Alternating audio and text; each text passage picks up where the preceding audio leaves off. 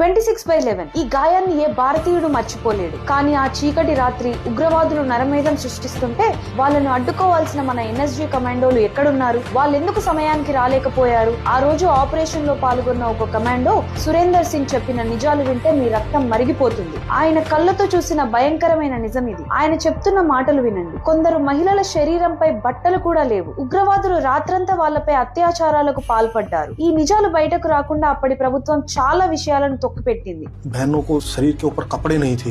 सरकार ने देश के अंदर कहीं ज्यादा स्थिति खराब ना हो, इन्होंने बहुत सारी चीजों को दबाया.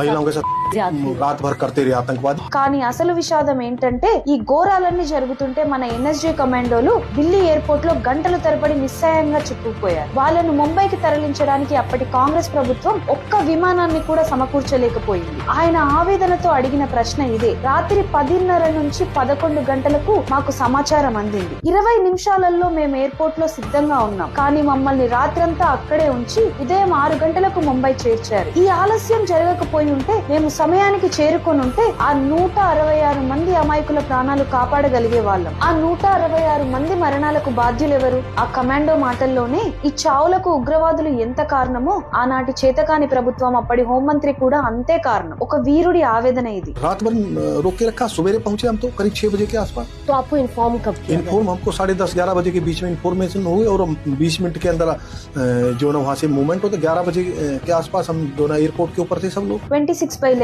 గాయాలు ఇంకా పచ్చిగానే ఉన్నాయని చెప్పడానికి ఇదే నిదర్శనం. ఈ నిజం ప్రతి భారతీయుడికి తెలియాలి. ఈ వీడియోను షేర్ చేసి ఆ వీరుల త్యాగాన్ని, అప్పటి ప్రభుత్వ వైఫల్యాన్ని దేశానికి గుర్తు చేయండి. జై హింద్.